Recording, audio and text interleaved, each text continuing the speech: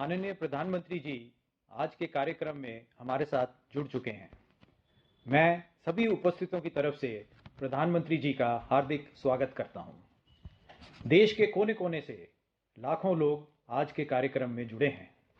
प्रधानमंत्री जी अब तक 9 बार प्रत्यक्ष रूप से या वीडियो कॉन्फ्रेंसिंग के माध्यम से इस कार्यक्रम से जुड़ चुके हैं और आज 10वीं बार हमारे साथ हैं। मैं सर्वप्रथम माननीय मंत्री श्री मनसुख मांडविया जी को स्वागत संबोधन के लिए आमंत्रित करता हूं। नमस्ते।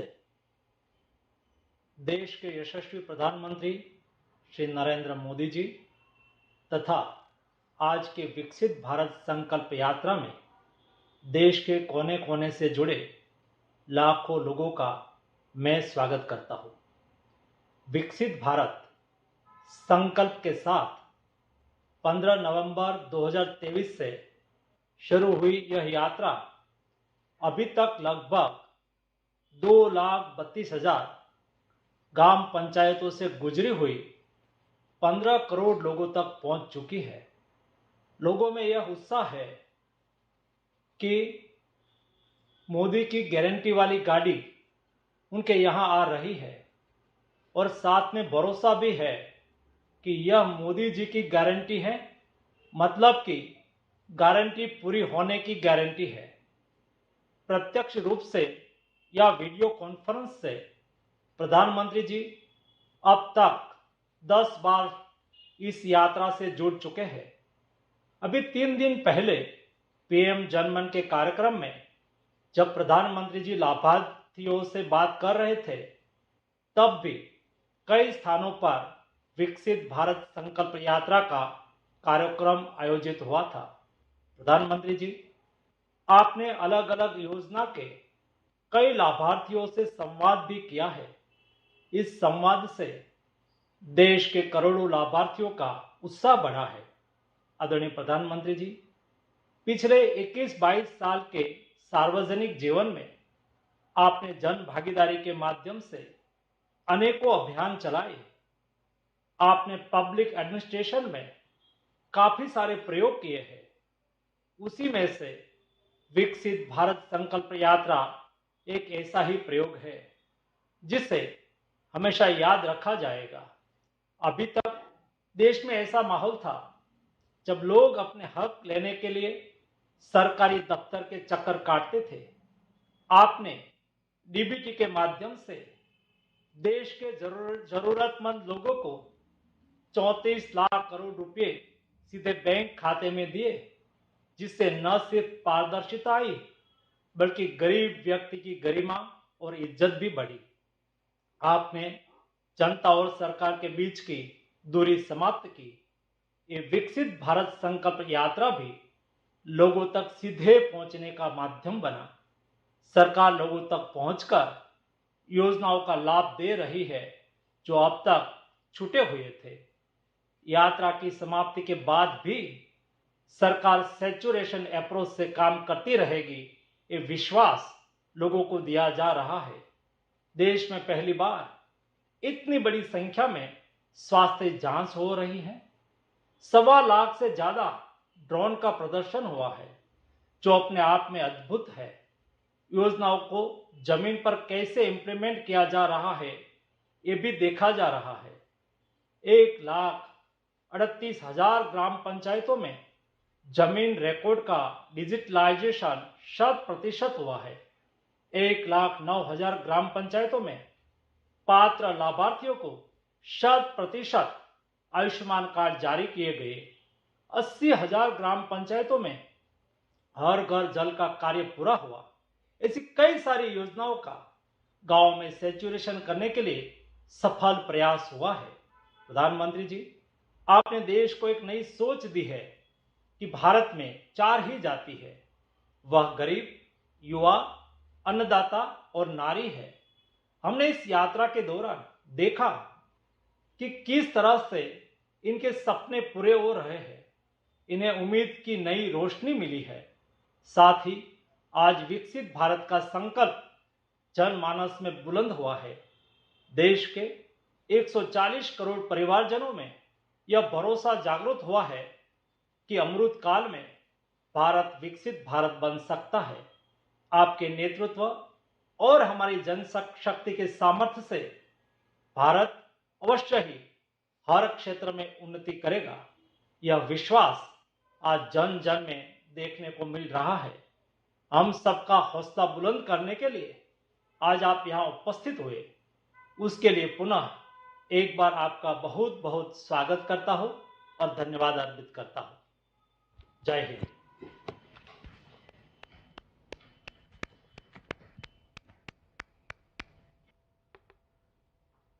नमस्कार।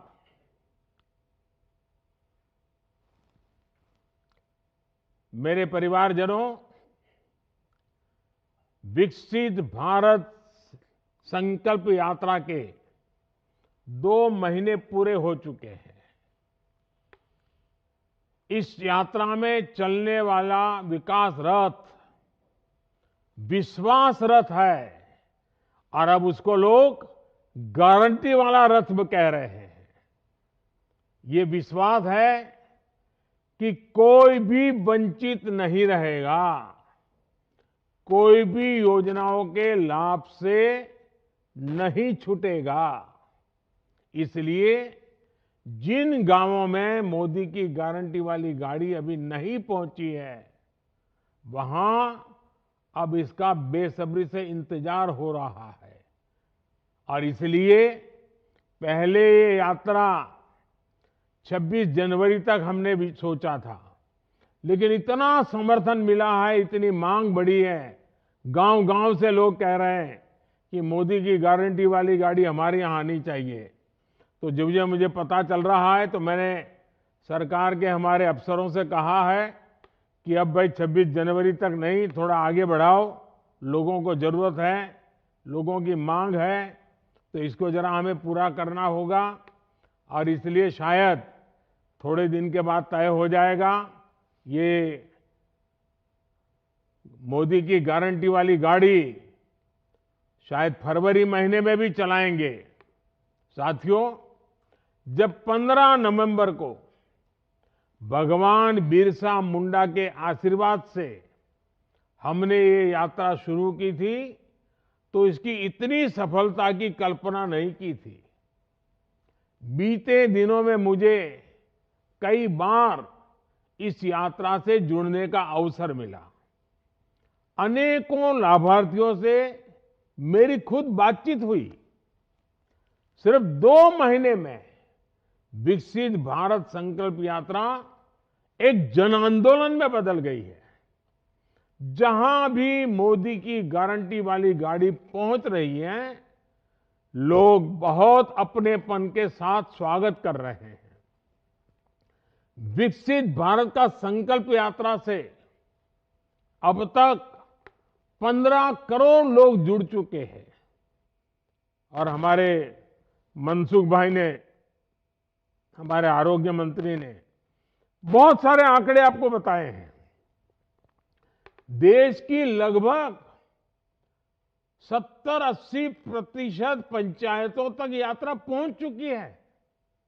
साथियों, विकसित भारत संकल्प यात्रा का सबसे प्रमुख ध्येय ऐसे लोगों तक पहुंचना था जो किसी ना किसी वजह से अब तक सरकार की योजनाओं से वंचित रहे और मोदी ऐसे लोगों को पूजता है, मोदी ऐसे लोगों को पूछता है जिनको किसी ने नहीं पूछा। आज कोई अध्ययन करे तो पाएगा कि विकसित भारत संकल्प यात्रा जैसा अभियान लास्ट माइल डिलीवरी का सबसे बेहतरीन माध्यम है। इस यात्रा के दौरान 4 करोड़ से ज्यादा लोगों का हेल्थ चेकअप हुआ है। इस यात्रा के दौरान 2.5 करोड़ लोगों की टीबी की जांच हुई है। जनजातीय क्षेत्रों में 50 लाख से ज्यादा लोगों की सिकल सेल एनीमिया के लिए स्क्रीनिंग हुई है। विकसित भारत संकल्प यात्रा में सैचुरेशन की अप्रोच ने सरकार को कितने ही वंचितों के दरवाजे तक पहुंचा दिया। इस यात्रा के दौरान 50 लाख से ज्यादा आयुष्मान कार्ड दिए गए हैं। 50 लाख से ज्यादा लोगों ने बीमा योजना के लिए आवेदन किया। 33 लाख से ज्यादा नए लाभार्थी पीएम किसान योजना से जुड़ गए। 25 लाख से ज्यादा नए लाभार्थी किसान क्रेडिट कार्ड से जोड़े गए। 22 लाख से ज्यादा नए लाभार्थियों ने मुफ्त गैस कनेक्शन के लिए अप्लाई किया। 10 लाख से ज्यादा लोगों ने पीएम स्वनिधि का लाभ उठाने के लिए आवेदन किया। और साथियों, करोड़ों लाखों की संख्या में किसी के लिए महज आंकड़े हो सकते हैं, लेकिन मेरे लिए ये हर संख्या सिर्फ आंकड़ा नहीं है। मेरे लिए ये एक जीवन है। मेरा वो भारतीय भाई या बहन है, मेरा परिवारजन है जो अब तक योजना के लाभ से वंचित था। और इसलिए हमारा प्रयास है कि हर क्षेत्र में हम सैचुरेशन की ओर बढ़े। हमारा प्रयास है कि हर किसी को पोषण, स्वास्थ्य और इलाज की गारंटी मिले। हमारा प्रयास है कि हर परिवार को पक्का घर मिले और हर घर में गैस कनेक्शन, पानी, बिजली, शौचालय की सुविधा हो। हमारा प्रयास है कि स्वच्छता का दायरा और बड़ा हो। हर गली, हर मोहल्ला, हर परिवार उसमें शामिल हो। हमारा प्रयास है कि हर किसी के पास बैंक अकाउंट हो और स्वरोजगार में आगे बढ़ने का अवसर हो। साथियों, जब इस तरह नेक नियत से काम होता है, ईमानदारी से प्रयास किया जाता है, तो इसका परिणाम भी मिलता है। अभी भारत में गरीबी कम होने को लेकर जो नई रिपोर्ट आई है, वो बहुत ही उत्साह बढ़ाने वाली है। और न सिर्फ भारत में, ये दुनिया में भारत की तरफ देखने का दृष्टिकोण, गवर्नेंस के मॉडल को देखने का दृष्टिकोण और दुनिया में गरीब देश गरीबी से बाहर निकलने के लिए कौन सा रास्ता ढूंढ सकते हैं, इसके लिए ये बहुत बड़ा काम हुआ है। और ये ताजा रिपोर्ट क्या है? ये ताजा रिपोर्ट कहती है, अभी एक हफ्ते पहले ही आई है, ये ताजा रिपोर्ट कहती है कि हमारी सरकार के पिछले 9 वर्षों में, याद रखिए, पिछले 9 वर्षों में करीब करीब 25 करोड़ लोग गरीबी से बाहर निकले हैं। भारत में गरीबी कभी कम हो सकती है, ये कोई सोच भी नहीं सकता था। लेकिन भारत के गरीबों ने ये करके दिखाया है कि अगर गरीबों को साधन मिले, संसाधन मिले, तो वो गरीबी को परास्त कर सकते हैं। पिछले 10 साल में हमारी सरकार ने जिस तरह का पारदर्शी व्यवस्था बनाई, सच्चा प्रयास किया, जन भागीदारी को बढ़ावा दिया, उसने असंभव को भी संभव कर दिखाया। सरकार कैसे गरीबों के लिए काम कर रही है, इसे पीएम आवास योजना से भी समझा जा सकता है। पिछले 10 सालों में 4 करोड़ से अधिक गरीब परिवारों को अपना पक्का घर मिला। 4 करोड़ गरीबों को अपना पक्का घर मिलना कितने बड़े काम की ये सफलता है और कितनी बड़ी मात्रा में गरीब आशीर्वाद दे रहा है।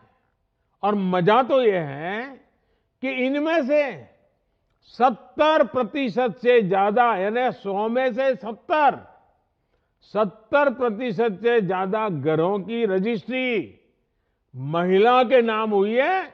मालिक हमारी बहन बन गई है।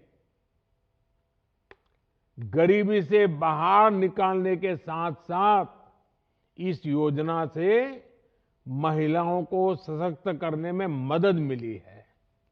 ग्रामीण इलाकों में घरों का आकार भी बढ़ाया गया है। पहले घर कैसे बनेंगे, इसमें सरकार दखल देती थी। अब लोग अपनी पसंद के घर बना रहे हैं। सरकार ने आवास योजनाओं के घरों का निर्माण भी तेज किया है। पहले की सरकारों में जहां घर बनने में 300 से ज्यादा दिन लग जाते थे, वहीं अब पीएम आवास के घरों के निर्माण का औसत 100 दिन के आसपास का है। यानी हम पहले से 3 गुना तेजी से पक्के घर बना रहे हैं और गरीबों को दे रहे हैं। ये स्पीड है ना, वो सिर्फ काम की स्पीड नहीं है। हमारे दिलों में गरीबों के लिए जो जगह है ना, ये जगह गरीबों के प्रति प्रेम है ना, वो हमें दौड़ाता है। इसलिए तेजी से काम होता है। ऐसे ही प्रयासों ने देश में गरीबी को कम करने में बहुत बड़ी भूमिका निभाई है। साथियों, हमारी सरकार कैसे वंचितों को वरीयता दे रही है, इसका एक उदाहरण ट्रांसजेंडर समाज भी है। हमारा किन्नर समाज है। और अभी मैं किन्नर समाज के एक प्रतिनिधि से विस्तार से बात कर रहा था, आपने सुना होगा। आजादी के बाद इतने दशकों तक ट्रांसजेंडर को किसी ने नहीं पूछा। ये हमारी सरकार है जिसने पहली बार हमारे किन्नर समाज की मुश्किलों की चिंता की, उनका जीवन आसान बनाने को प्राथमिकता दी। हमारी सरकार ने साल 2019 में किन्नर समाज के अधिकारों को संरक्षण देने वाला कानून बनाया। इससे किन्नर समाज को समाज में सम्मानजनक स्थान मिलने के साथ ही उनके साथ होने वाले भेदभाव को भी खत्म करने में मदद मिली। सरकार ने हजारों लोगों को ट्रांसजेंडर पहचान प्रमाण पत्र भी जारी किया है। जैसे अभी किन्नर समाज के प्रतिनिधि ने कहा कि उन्होंने आई कार्ड दिए हैं सबको, उसके लिए सरकार की योजना है और वो किन्नर समाज हमारी मदद भी कर रहा है। और जैसा अभी कुछ देर पहले हुए संवाद में जाहिर हुआ कि गरीब कल्याण की विभिन्न योजनाओं का लाभ भी हमारे किन्नर समाज को लगातार मिल रहा है। मेरे प्यारे परिवारजनों, भारत बदल रहा है और बहुत तेजी से बदल रहा है। आज लोगों का आत्मविश्वास, सरकार के प्रति उनका विश्वास और नए भारत के निर्माण का संकल्प चारों तरफ दिखता है। अभी 2 दिन पहले ही मैं पीएम जनमन अभियान के कार्यक्रम में अति पिछड़े आदिवासी समाज के लोगों से बात कर रहा था, जनजातीय समाज के लोगों से बात कर रहा था। मैंने ये देखा कि कैसे आदिवासी गांव की महिलाएं मिलकर गांव के विकास की प्लानिंग कर रही है। ये उन गांवों की महिलाएं हैं जहां आजादी के दशकों बाद भी ज्यादातर लोगों तक विकास की योजनाओं का पूरा लाभ नहीं पहुंचा था। लेकिन इन गांवों की महिलाएं जागरूक है।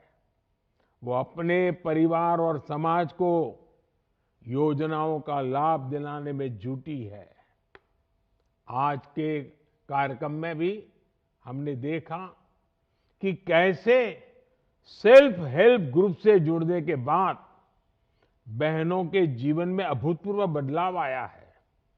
2014 के पहले देश में सेल्फ हेल्प ग्रुप बनाना महज कागजों में ही सिमटा हुआ एक सरकारी कार्यक्रम था और ज्यादातर किसी नेता के कार्यक्रम के लिए भीड़ इकट्ठा करने के लिए उपयोग होता था। सेल्फ हेल्प ग्रुप कैसे आर्थिक रूप से मजबूत बने, उनके कार्य का कैसे विस्तार हो, इस पर पहले ध्यान नहीं दिया जाता था। ये हमारी सरकार है जिसने ज्यादा से ज्यादा स्वयं सहायता समूह सेल्फ हेल्प ग्रुप को बैंकों से जोड़ा। हमने उन्हें बिना गारंटी दिए लोन देने की सीमा को भी बढ़ाकर 10 लाख रुपए से 20 लाख रुपए कर दिया। हमारी सरकार के 10 वर्षों में करीब 10 करोड़ बहनें सेल्फ हेल्प ग्रुप से जुड़ी हैं। 10 करोड़ बहनें। उन्हें स्वरोजगार के लिए बैंकों से 8 लाख करोड़ से ज्यादा की मदद मिली है। ये आंकड़ा छोटा नहीं है। 8 लाख करोड़ रुपए मेरी इन गरीब माताओं के हाथ में रखने की हमने हिम्मत की है, क्योंकि मेरी इन माताओं बहनों पर मेरा भरपूर विश्वास है, मेरा भरोसा है कि उनको अवसर मिले तो वो कहीं भी पीछे नहीं रहेगी। हजारों बहनों ने नए उद्यम शुरू किए हैं। 3 करोड़ महिलाएं महिला किसान के रूप में सशक्त हुई हैं। देश की लाखों बहनें समृद्ध और आत्मनिर्भर हुई हैं। इस मुहिम को और तेज करते हुए सरकार ने 3 वर्षों में 2 करोड़ लखपति दीदी बनाने का काम शुरू किया है। स्वयं सहायता समूह से जुड़ी महिलाओं को रोजगार के नए साधन उपलब्ध कराने के लिए नमो ड्रोन दीदी, अब चंद्रयान की बातें तो होगी, लेकिन गांव में जब मेरी समय ये सेल्फ हेल्प ग्रुप की बहन ड्रोन चलाती होगी, किसानी की काम में मदद करती होगी, तो कैसा दृश्य होगा आप कल्पना कर सकते हैं। इसके तहत नमो ड्रोन दीदियों को 15,000 ड्रोन उपलब्ध कराए जाएंगे। उन्हें अब ट्रेनिंग देने का काम भी शुरू कर दिया गया है और मुझे खुशी है कि अब तक 1,000 से ज्यादा नमो ड्रोन दीदियों को प्रशिक्षण भी यानी ट्रेनिंग भी पूरी हो चुकी है। नमो ड्रोन दीदी के कारण स्वयं सहायता समूहों की आय बढ़ेगी, उनकी आत्मनिर्भरता बढ़ेगी, गांव की बहनों में एक नया आत्मविश्वास आएगा और साथ ही ये हमारे किसानों के लिए भी बहुत मददगार सिद्ध होगा।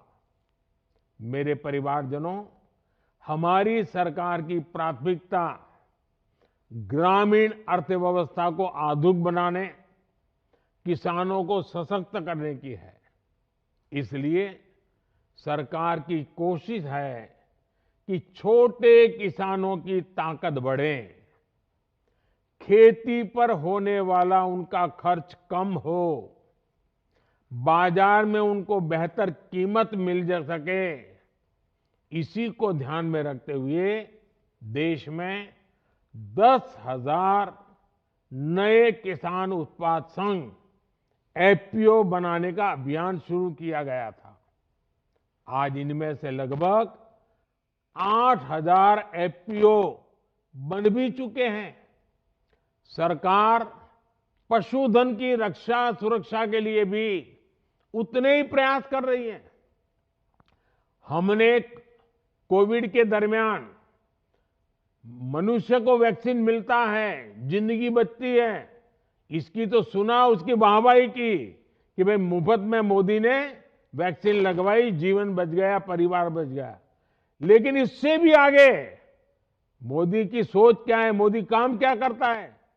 हमारे यहां जो पशु होते हैं ना, हमारे पशुओं को खुरपका, मुंहपका, फूट एंड माउथ डिसीज की वजह से हर साल किसानों को, पशुपालकों को हजारों करोड़ रुपए का नुकसान हो रहा है।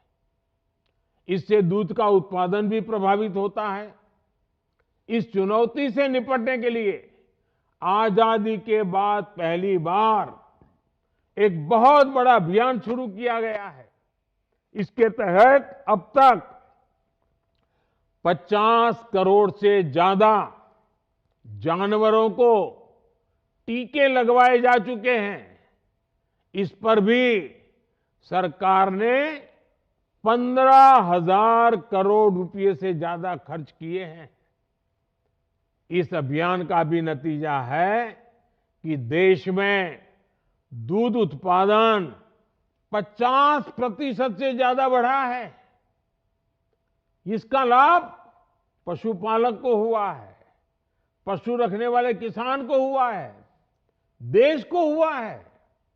साथियों, आज भारत दुनिया के सबसे युवा देशों में से एक है। युवा शक्ति का सामर्थ्य बढ़ाने के लिए भी देश में लगातार काम हो रहा है और ये विकसित भारत संकल्प यात्रा भी इसमें मदद कर रही है। इसके दौरान ढेर सारे क्विज कंपटीशन कराए गए हैं। साथ ही देश के कोने कोने में हमारे प्रतिभावान खिलाड़ियों को सम्मानित भी किया जा रहा है। मुझे इस बात से खुशी है कि विकसित भारत संकल्प यात्रा में बड़ी संख्या में हमारे युवा माय भारत वॉलंटियर के रूप में रजिस्टर हो रहे हैं। इस यात्रा के दौरान करोड़ों लोगों ने भारत को विकसित बनाने का संकल्प लिया है। इन्हीं संकल्पों से देश को विकसित राष्ट्र बनाने की ऊर्जा मिल रही है। 2047 तक विकसित भारत की यात्रा पूरी करने के लिए हम सब प्रतिबद्ध हैं। मुझे विश्वास है कि इस अभियान में आप भी जुटेंगे। फिर एक बार जिन सबसे संवाद करने का अवसर मिला, उनका भी आभार।